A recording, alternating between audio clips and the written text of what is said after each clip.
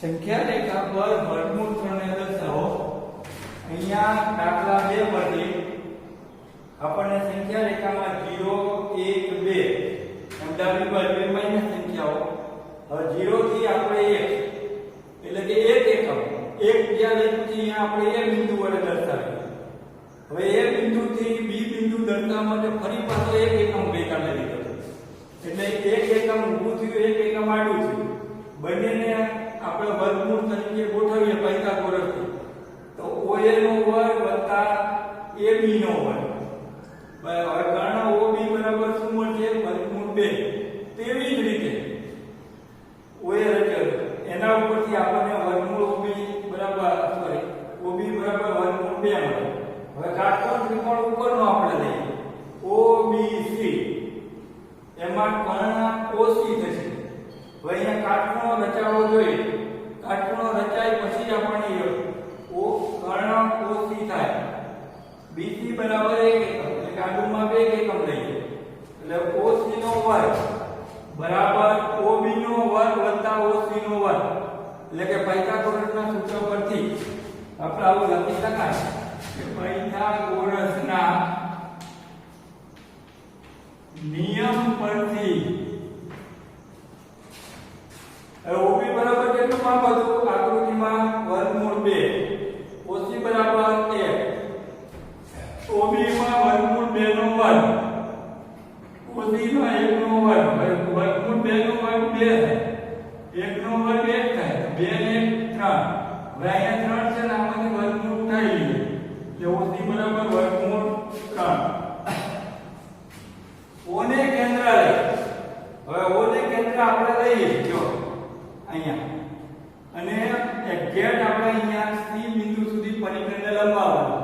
પરિઘને લંબાવ્યા પછી વર્તુળ રચવાનો કોશિશ કરીએ એટલે આપણને સંખ્યા રેખા પર ક્યાંક છેદ છે જે બિંદુએ છેદે એને આપણે Q વડે દર્શાવીએ। Q વડે દર્શાવીએ એટલે આપણો સંખ્યા રેખા પર OP નું માપ વર્ગમૂળ 2 ગણાય OQ નું માપ વર્ગમૂળ 3 ગણાય એટલે સંખ્યા રેખા પર વર્ગમૂળ 3 દર્શાવી શકાય।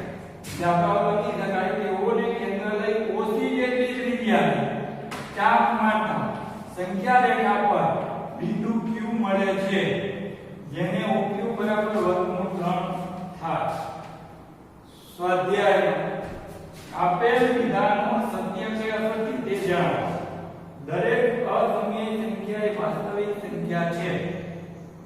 આ વિધાન સત્ય છે કારણ કે સમય અને અસમય સંખ્યાઓથી આપણને વાસ્તવિક સંખ્યા મળે છે।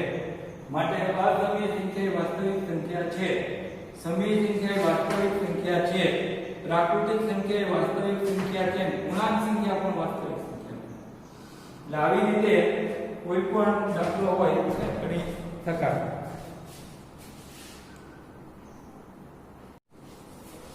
જો હવે આપણે એક પહેલું વિધાન જોયું ત્યારબાદ સંખ્યા રેખા પર ના બિંદુ કોઈ પ્રાકૃતિક સંખ્યા m માટે વર્ગમૂળ m સ્વરૂપનું મળે છે તો આ વિધાન સત્ય છે કારણ કે કોઈ પણ સંખ્યાનું વર્ગમૂળ ધન ઋણ કે અસમય સંખ્યા હોઈ શકે એટલે આ વિધાન સત્ય છે કારણ કે કોઈ પણ સંખ્યાનું વર્ગમૂળ સમય કે અસમય હોઈ શકે। દાખલા તરીકે 4 નું વર્ગમૂળ લઈએ તો 2 મળે બરોબર। 16 નું વર્ગમૂળ લઈએ તો આપણને 4 મળે। 25 નું વર્ગમૂળ લઈએ 5 મળે। 36 નું વર્ગમૂળ લઈએ 6 મળે। તો એવી સંખ્યા સમય સંખ્યા છે પણ 5 નું વર્ગમૂળ લઈએ તો આપણને પૂર્ણ સંખ્યા મળતી નથી એટલે કે અસમય સંખ્યા પણ હોઈ શકે। 7 નું વર્ગમૂળ અસમય મળે એટલે કે સમય અને અસમય બંને પ્રકારના હોઈ શકે। ત્રીજું વિધાન દરેક વાસ્તવિક સંખ્યા એ અસમય સંખ્યા છે તો આ વિધાન અસત્ય છે કારણ કે બંને બોલવું પડે। આ વિધાન અસત્ય છે કારણ કે દરેક વાસ્તવિક સંખ્યા એ સમય કે અસમય હોઈ શકે। દાખલા નંબર 2 શું દરેક ધન પૂર્ણાંકનું વર્ગમૂળ અસમય હોઈ શકે? જો ના હોય તો એવી સંખ્યાનું ઉદાહરણ આપો થાય તો દરેક ધન પૂર્ણાંકનું વર્ગમૂળ સમય કેળવણી હોઈ શકે. એટલે જો સમય લેતા આપણે સમય લઈએ તો 16 નું વર્ગમૂળ કેટલું થયું 4, 25 નું 5, 121 નું 11, 225 નું 15. તો કોઈ પણ વર્ગમૂળ વાળું ઉદાહરણ આપી શકાય. વર્ગમૂળ 5 ને સમય સંખ્યા પર દર્શાવો તો સમય સંખ્યા રેખા પર આપણે દર્શાવવું હોય તો જો આપણે સીધી આકૃતિ દોરી શકાય, કારણ કે આપણે 5 ના ભાગ પાડી દેવાના. 5 ના ભાગ 4 વત્તા 1, 4 એટલે 4 નું વર્ગમૂળ આપણે નીકળી શકે. 4 નું વર્ગમૂળ કેટલું થાય 2. તો આપણે આડું માપ 2 એકમ લેવાનું, ઊભું માપ 1 એકમ લઈએ.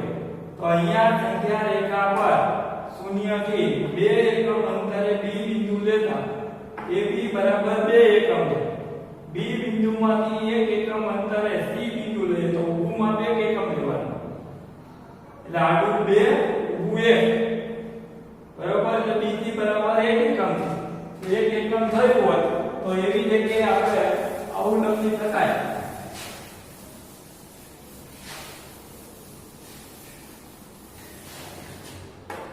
કે પાયથાગોરસના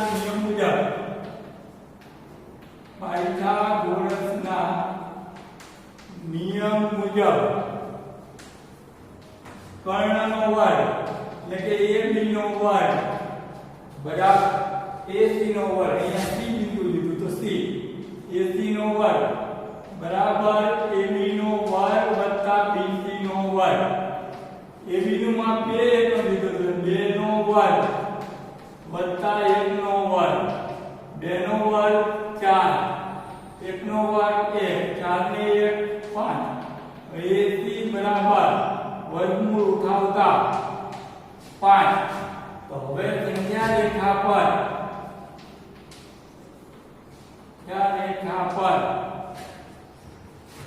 A ને કેન્દ્ર લઈ વર્તુળ રચતા,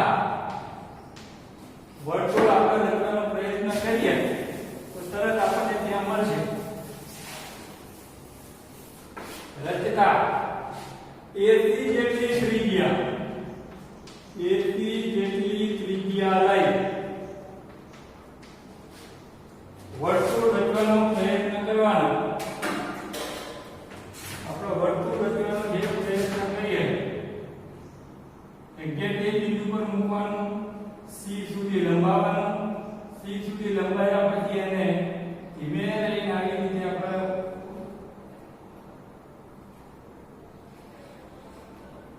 હવે જે માપ આપણને મળ્યું એ સંખ્યા રેખા પર વર્ગમૂળ 5 મળે છે. હવે એનું આપણે નામ આપી દેવાનું P બિંદુ.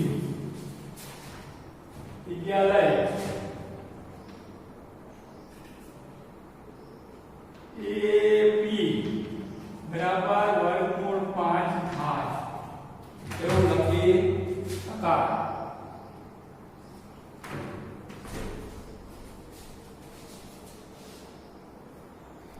હવે વાસ્તવિક સંખ્યાનું દશાંશ અભિવ્યક્તિ. આપણે સામાન્ય રીતે દશાંશ સંખ્યાઓ તો આપણે પદ્ધતિ શીખીએ ગયા પણ છતાં યાદ કરી લઈએ કે 1/2 ને આપણે 0.5 લખીએ. 1/2 અપૂર્ણાંક સંખ્યા બોલાય, 0.5 દશાંશ સંખ્યા બોલાય. 4 પંચમાંશ હોય તો 4 પંચમાંશને દશાંશમાં 0.8 લખાય. 5 ચતુર્થાંશ હોય તો 5 ચતુર્થાંશને 1.25 લખાય. એટલે કે દશાંશ સંખ્યાઓની અંદર આપણે દશાંશનો ઉપયોગ કરી અને સંખ્યાઓનો ભાગાકાર કરીએ છીએ. તેવી જ રીતે ઉદાહરણ 5 ની અંદર 10 તૃતીયાંશ 7 ચતુર્થાંશ 1 ચતુર્થાંશની દશાંશ અભિવ્યક્તિ મેળવી. હવે અંશ છે અંદર મુકાય, છેદ છે 12 મુકાય. હવે 3 ને આપણે 12 મુકાય, 10 ને અંદર મુકાય. 3 વડે ભાગાકાર શરૂ કરીએ તો 3 તારી 9 કેટલા વધે 1. 1 વધે એટલે પછી 1 ભાગાકાર 3 ને થતો નથી. 3 નો ભાગાકાર થતો નથી એટલે આપણે 0 મૂકવાનો, દશાંશ મૂકીએ અને 0 મૂકવાનો. 0 મૂકો એટલે 10 માંથી 9 બાદ થઈને આપણને 1 મળશે. ફરી બીજું તારી 9 જો 3.3 વળી પાછા 10 કારણ કે ત્રીજું મીંડું મૂકીએ પછી એવી રીતે જો ચોથું મીંડું મૂકીએ તો સતત આવો જો મીંડું મૂકતા જઈએ તો આ ભાગાકાર પૂર્ણ થતો નથી સતત આપણે એને લખી શકીએ છીએ અનંત સુધી લખી શકાય હવે આવા ભાગાકાર અનંત સુધી જ્યારે ચાલતા હોય ત્યારે એને ટૂંકમાં લખવાની પદ્ધતિ 10 બરાબર 3.333 અનંત સુધી એટલે કે 3.312 ઉપર જે લીટો કરીએ એને 12 વડે દર્શાવાય છે 7 દશમલવનો ભાગાકાર કરીએ જો 7 વડે 8 નો ભાગાકાર થશે નહીં એટલે પોઈન્ટ મૂકીને સીધો 0 મૂકવાનો 0 મૂકીએ એટલે 70 થઈ જાય એટલે 68 64 માંથી 64 બાદ થાય 6 વધે 6 માં બીજું મીંડું મૂકીએ એટલે 60 નીચે ઉતારવાનું 60 થાય 8 × 56 4 વધે ફરી મીંડું મૂકીએ 8 પછી 40 અહીંયા ભાગાકાર પૂર્ણ થઈ ગયો કારણ કે 7 અષ્ટમાંશ બરાબર 0.875 હવે આનો ભાગાકાર આગળ ચાલશે નહીં હવે જો 1 સપ્તમાંશ 1 પછી હવે 1 વડે 7 ને વડે 1 નો ભાગાકાર ન થાય એટલે પહેલો આપણે 0 મૂકી દેવું એટલે 10 બની જશે 7 એકા 7 10 માંથી 7 જાય તો 3 બીજું મીંડું મૂકીને ઉતારવાનું એટલે 30 બરોબર 7 ચોક 28 2 વધે 0 એટલે 14 હવે 7 દુ 14 6 વધે 6 વધે એટલે ફરી મીંડું આપણે મૂકવાનું 7 અઠાને 56